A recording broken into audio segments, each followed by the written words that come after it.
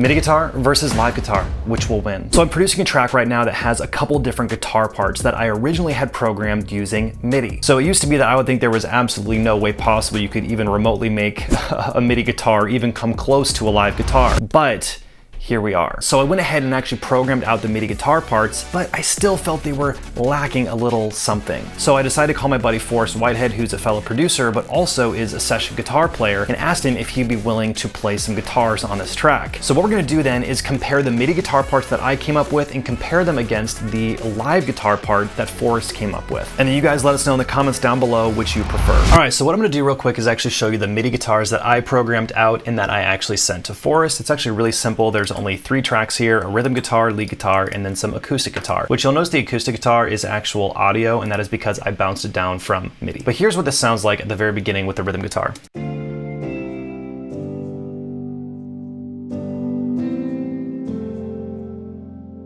Soloed out.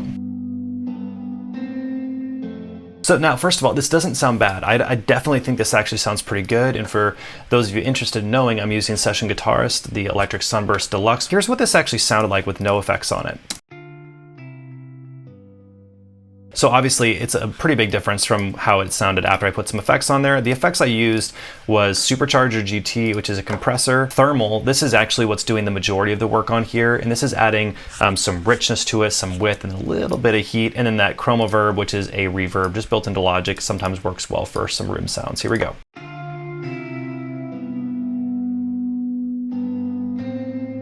So what I want to show you now is the acoustic guitar. The acoustic guitar comes in verse 2, and this is what it sounds like. So this sounds actually pretty good. This was one of those patterns where this is essentially a real guitar player playing a pattern. This is what it sounded like with no effects on it first. So obviously quite a bit different. And then once we start adding in these other effects, basically it's going to take away some of the low end, bump up some of the high end, and then give it a little bit of space. So this does sound a little bit thin right now, but that's because it's gonna be fitting in the context of the whole mix, which is this. So you don't want that getting in the way of the bass. Here's what the guitars are doing in verse 2 though, the MIDI guitar. This is one of those patterns I was really excited to see what Forrest actually did. And this is what it sounds like.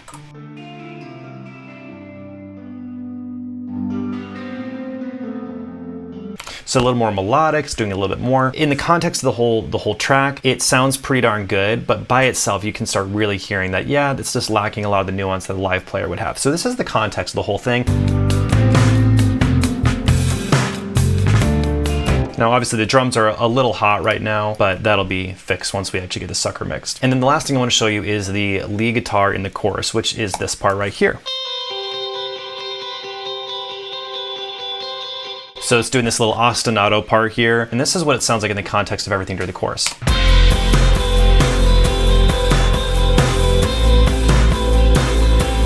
So let's go ahead and see what Forrest did on his. What's up y'all, Forrest Whitehead here. I'm gonna be laying some acoustic guitars and electric guitars on this Nathan Larsen track. Being able to recreate some of these tones, you know, it's not gonna sound as clean and, you know, as perfect as that MIDI does. So the very first thing that I did here is recreated this part by playing it like this.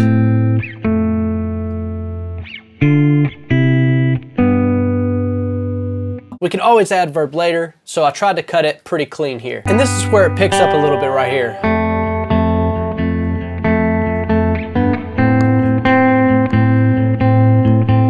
So that's basically what I did with that clean guitar. But another thing that I added whenever it goes to chorus 2, he has this high ambient sounding guitar. But I'll show you how I recreated this high ambient part. Again, I went through the Axe FX 3. This is what my tone sounds like. So I have a pretty clean tone, and on my verb, I have it going to this UAD dream verb right here, and that kind of gets it more washy. And then I also have a little bit of this delay here, and this is the UAD precision delay. So really that dream verb is doing most of the delay. Let's listen to my guitar in context with the track that he's got going on here.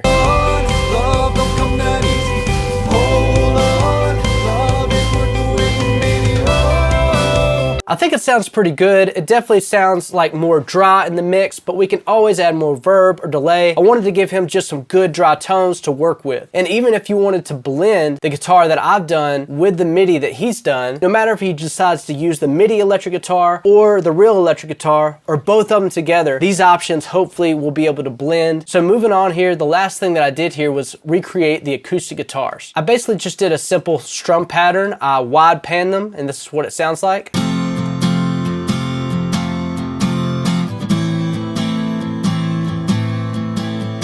When it comes to acoustic guitars, I really prefer tracking like real acoustics as opposed to MIDI. Not that his MIDI guitars sound bad, because they don't, but they just sound a little bit more computer generated. And the cool thing about it is, whenever it gets to this solo part right here, check this out.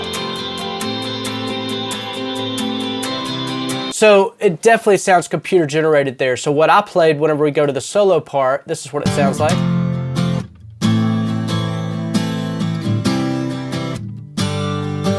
It has more dynamics, more of a different feel. It's like, hey, we're in a different section. It doesn't sound like a drag and drop loop or just the same part. It's a different kind of representation of this chord progression. Again, these two together sound pretty good. Check this out.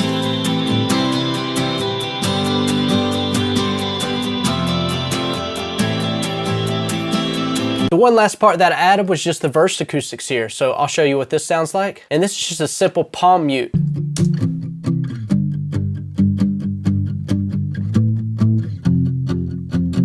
One extra thing that I wanted to add in this chorus was that 12-string guitar. And this is something that wasn't on the MIDI part, but I just really wanted to hear that extra tone happen on this last chorus. So I got a wide pan 12-string right here.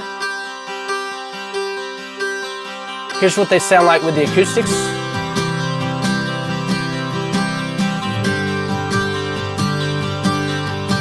So it's kind of doing the same thing that this electric guitar's doing, really, just like really high ambient tone. I'm super happy with how these guitars turned out, and I want to remind you that it's not an either or thing. It's a both. You can have both MIDI guitar and real acoustics or real electrics. Don't always assume that a real guitar sounds better. Some of these MIDI parts that he played sound really freaking good, and I think that having my real guitar mixed in with the MIDI guitar is really going to make this track stand out. Okay, so now what I want to do is actually show you the actual comparison between what Forrest did and what I did. This is what it sounded like at the beginning with Forrest's version, that lead rhythm guitar. So again, just to show you what I did here.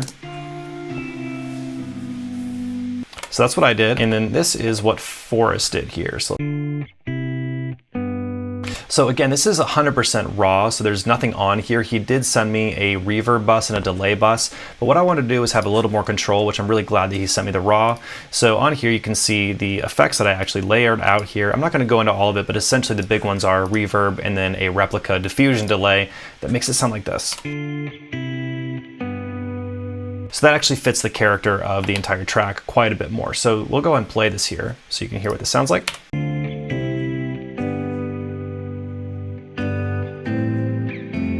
And even, like I said, you can hear some of the finger noise on the strings that just makes it add a whole layer of realism. Now, one of the things that I love that Forrest said is talking about actually blending in the MIDI guitar with his live guitars. And I actually think this sounds really good. So here's what it sounds like if I were to blend in what I did in with what he did.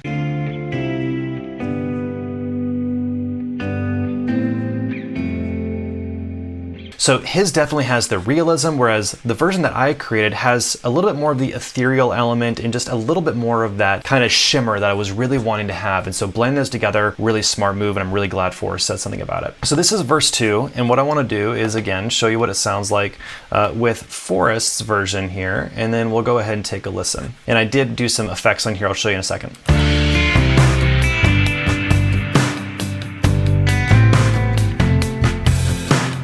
So again, like the realism there, you just cannot beat that. This how he's kind of sliding from that stuff. I mean, just here's what I did again.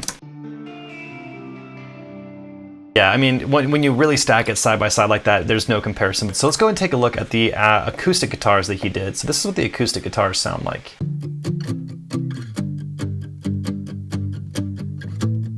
So I love the warmth of this. It just sounds really good. The one thing that definitely needs to happen is it needs to have some more shimmer, which we can do with the tube EQ. And what I did here is I actually boosted right around 10K by about 6 dB. So this is what it actually sounded like before any effects were applied on this. So you can hear a lot of that low mid-range. That stuff just kind of needs to go, especially once it's in the context of the entire mix right now. So during the chorus, one of the things that I love that he did is he added this 12-string guitar, which is just absolutely super, super cool. It just adds this nice texture. Here's in the context of everything.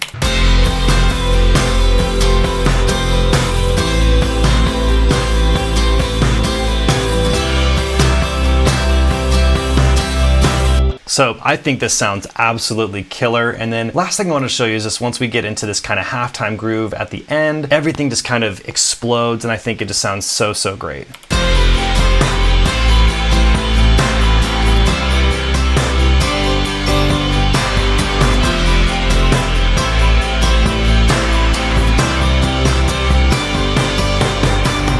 Did you guys like the blend of the MIDI guitar with the live guitar? I'm genuinely curious to know what you think, so make sure you drop a comment down below. Make sure you like the video, subscribe for the channel for more. If you like this video, I'm pretty sure you'll also like this one right here, where I actually took MIDI drums versus live drums. The drums you heard in this track, yeah, those were live. They were originally MIDI. We'll see you in the next one.